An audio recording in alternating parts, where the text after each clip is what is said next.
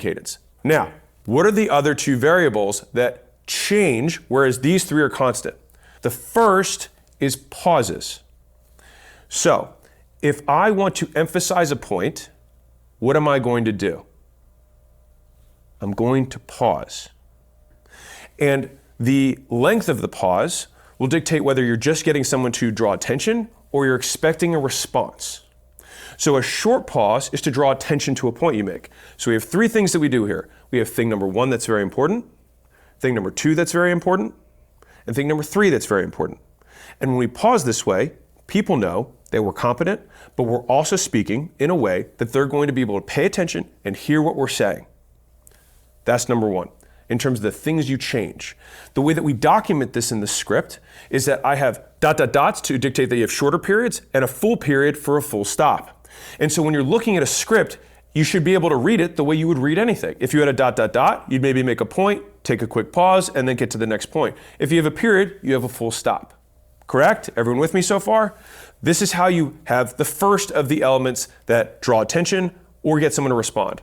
The second is your frequency on your voice. Basically, does your voice go up or does it go down?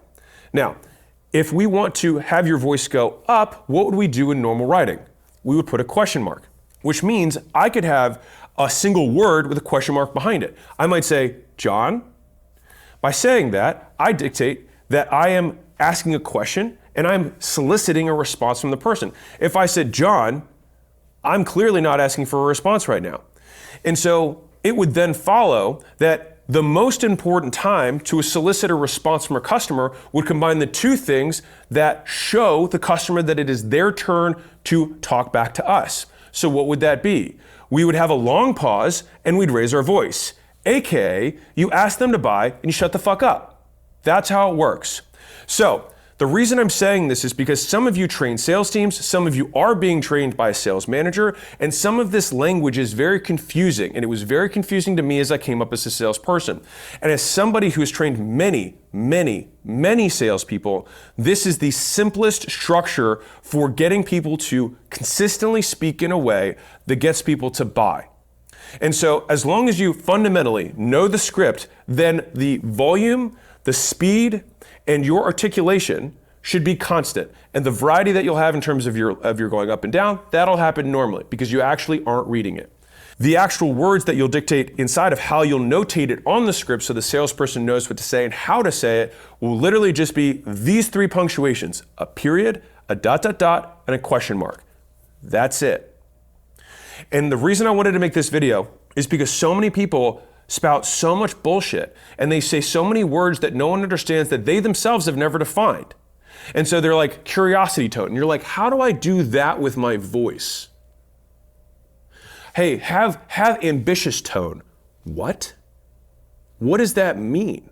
You can only do a certain number of things with your voice. And so these changes will make sure you say the words the right way.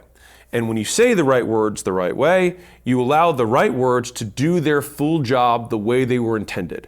And by doing it this way, you will be able to duplicate the same sales process in the same people so you can get more consistent outcomes between reps and within a rep's career. So if they go off track, you as a salesperson or as a sales manager can listen to their calls or listen to their sales recordings and say, okay, this is the language I can use to describe the changes they need to make in order to improve their conversions. Hey, you're not speaking loudly enough, which might translate in somebody say, hey, have more confidence. It's like, what does that mean? Speak louder. Okay, cool. You might be speaking too fast, which they might say, hey, you sound nervous. You're speaking too fast. Just say that. Stop sounding nervous is not helpful. Speak at a slower cadence is helpful. And so I would say that from a tactical perspective, as someone who's trained a lot of salespeople, the third element I said about enunciating the words, fully pronounce each word, will automatically slow someone down who talks too fast when they are nervous. And the point that this is most crucial is in the close. The close is where you need to manage your tone the most. And that's typically where people have the highest emotions, have the highest adrenaline, their cortisol is spiking because their heart starts fluttering because they're like, I hope they buy, I hope I didn't mess anything up. And then also if someone says no in response, that's when the objection handling comes in. And if you talk too fast, it can come off aggressive, right? If you talk too loud and fast, it sounds aggressive. Sound too slow, you sound slow. I'll just put it that way. All right. And so functionally, big picture here, the reason the close has the most pauses and has the one question that matters is because we want to make sure that they're paying the most attention when we're asking them to buy.